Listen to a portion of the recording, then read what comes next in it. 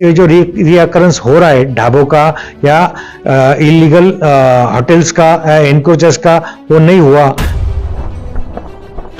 और ये इलीगल जो माटी का भरा हुआ है उन लोगों के ऊपर भी यदि एनएचआई और महसूल डिपार्टमेंट की तरफ से कुछ कार्रवाई हुई कि वो पानी जो तुंगारेश्वर के हिल से आता है, रास्ते पे आता है, वो अच्छी तरह से ड्रेन आउट होना चाहिए। उस एरिया है मालजीपाड़ा में या ससुरनगर में, वहाँ पे पानी रुकेगा नहीं। यदि रुकेगा भी तो एक 10-15 मिनट में या आधे घंटे में वो ड्रेन आउट हो जाएगा और यातायात ठप्प नहीं होगी। मुंबई अहमदाबाद नेशनल हाईवे पर भारी बारिश के चलते हुए जल जमाव और ट्रैफिक जैम की समस्या और अवैध ढाबों के निर्माण और अवैध भरनी पर क्या बोले वसई विरार के कमिश्नर अनिल कुमार पवार, आइए जानते हैं।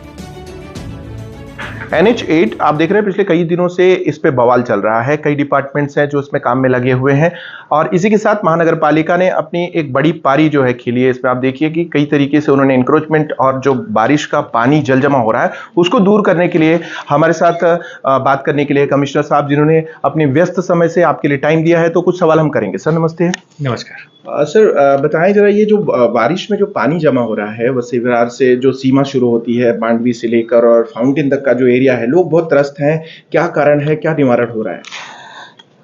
मुंबई से लेके अहमदाबाद का जो नेशनल हाईवे, वहाँ पे ससुरनगर और मालजीपाड़ा में तो लो लाइंग एरिया है, इसके कारण वहाँ पे पानी जम रहा है। ये पानी जमने का दो कारण है। एक तो रेनफॉल की इंटेंसिटी बहुत ज़्यादा है, एक ही दिन में एक 4-5 घंटे में 244 mm से भी ज़्यादा की बारिश हुई थी। उसका दूसरा कारण ऐसा है कि नेशनल हाईवे के अलोंग द स्ट्रेच वहाँ पे माटी का भराव हुआ है। तीसरी बात ऐसे है कि कुछ अनाधिकृत ढाबे और एनक्रोचमेंट भी वहाँ पे हुए थे। इसके लिए पानी का ड्रेन जो होना चाहिए वो होने में कठिनाइयाँ पैदा हो रही थी, इसके कारण वो पानी का भराव हुआ था। सर, जो कार्रवाई ले रहे हैं आप, महानगर पालिका क्षेत्र में बहुत सारे ढाबे हैं और उनकी सीमा देखेंगे तो एकदम नियर बाई NHI, मतलब हाईवे के करीब है, जो खतरनाक भी है। पार्किंग्स वगैरह ऐसी हैं, अनऑथराइज एनक्रोचमेंट है।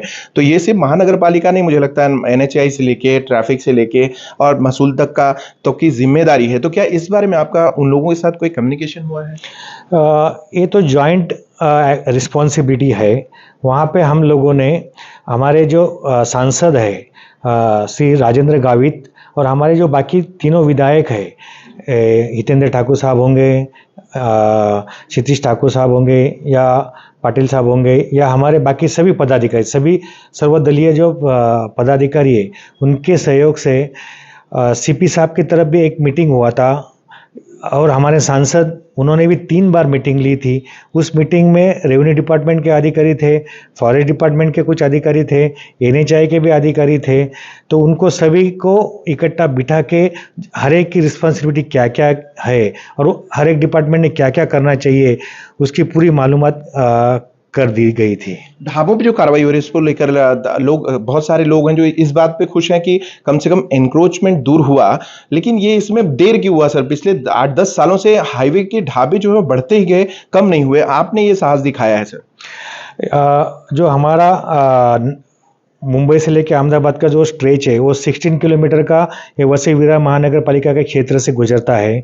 वहाँ पे नेशनल हाईवे के डिमार्केटेड एरिया में या कुछ गवर्नमेंट लैंड के ऊपर भी अनाधिकृत ढाबे, होटल्स बन गई है।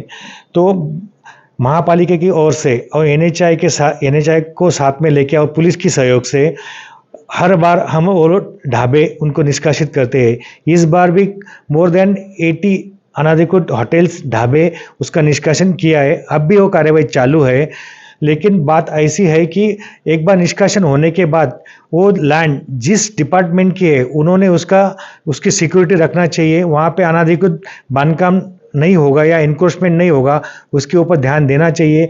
तो फिर उस अनाधिकृत ढाबा या इनक्रोचमेंट जो रहते हैं उसका रीअकरेंस होता है, तो हर बार महापालिका को वो ढाबे के ऊपर कार्रवाई करनी पड़ती है पुलिस के सहयोग से।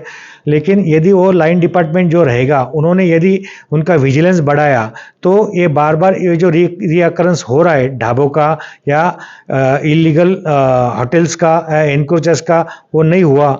और ये इलीगल जो माटी का भरा हुआ है उन लोगों के ऊपर भी यदि एनएचआई और महसूल डिपार्टमेंट की तरफ से कुछ कार्रवाई हुई तो ये पानी भरने का जो काम है या जो कठिनाई पैदा होती है वो कम हो जाएगी। और दूसरी और एक बात है कि एनएचआई ने उनके नेशनल हाईवे के ऊपर पानी का ड्रेनेज होने के लिए जो पाइप कलवर्ट बनाया है वो पूरी तरह से भर गया है, वो डिसिल्ट करना चाहिए। तो ये जो बात महापालिका को मालूम हुई तब महापालिका की ओर से वो जो पाइप कलवर्ट था वो पाइप कलवर्ट पूरी तरह से क्लीन किया गया, यानी कि पानी का जो भराव था वहाँ को उसको एक चैनल अच्छी तरह से मिल जाएगा और वो क्रिक तक पानी ड्रेन आउट हो जाएगा और पानी रास्ते पे नहीं रुकेगा। सर आखिरी सवाल ये जानना चाह रहा हूँ कि आपने जो एफर्ट दिया, क्योंकि इसमें एनएचआई है, महसूल डिपार्टमेंट, तहसील है, इंक्रोचमेंट से जुड़े सभी मैटर हैं, आपने अपना मैक्सिमम क्या विजन है अब जो एनक्रोचमेंट हुआ है या फिर जो अभी बारिश का पानी रुक रहा है कब तक दूर हो सकता है? आपके एफर्ट्स क्या, आपका विजन क्या है? हमारा विजन यही है कि हमारा सभी डिपार्टमेंट का टीम वर्क करके और हर एक डिपार्टमेंट के सहयोग से यहाँ पे जो इलीगल कंस्ट्रक्शन हो रहे, एनक्रोचमेंट हो रहे गवर्नमेंट लैंड के ऊपर या एनएचआई के लैंड के ऊपर या फॉरेस्ट के लैंड के ऊपर, तो वो जॉइंट कार्रवाई लेके वो दोबारा उसका रियाकरेंस नहीं होगा, ये एक देखना चाहिए। दूसरी बात ऐसी है कि एनएचआई ने भी टेक्निकली वो पानी जो तुंगारेश्वर के हिल से आता है, रास्ते पे आता है, वो अच्छी तरह से ड्रेन आउट होना चाहिए। उसके लिए उन्होंने बॉक्स कल्वर्ट या छोटा सा ब्रिज कुछ होगा तो वैसा कंस्ट्रक्ट किया, तो वो जो लो लाइंग एरिया है मालजीपाड़ा में या ससुरनगर में वहाँ पे पानी रुकेगा नहीं। यदि रुकेगा भी तो एक 10-15 मिनट में या आधे घंटे में वो ड्रेन आउट हो जाएगा और यातायात ठप्प नहीं होगी। धन्यवाद सर, धन्यवाद समय देने के लिए। आपने देखा सर का विजन क्लियर है, आने वाले दिनों में आपको उसके रिजल्ट्स आएंगे, लेकिन ये जो अनदेखापन था लास्ट 10 साल, 5 साल, 15 साल का, आपने देखा है किस तरीके से वहां पे एनक्रोच हुए, एरियाज एनक्रोच हुए और अब जो है एक समस्या जो है सामने आई है, सारी डिपार्टमेंट मिलकर काम कर रहे हैं। समय तो लगेगा निश्चित तौर पर। तो धन्यवाद, आभार। देखते रहिए मेट्रो सिटी समाचार। मेट्रो सिटी समाचार पर विज्ञापन हेतु संपर्क करें 8847744777।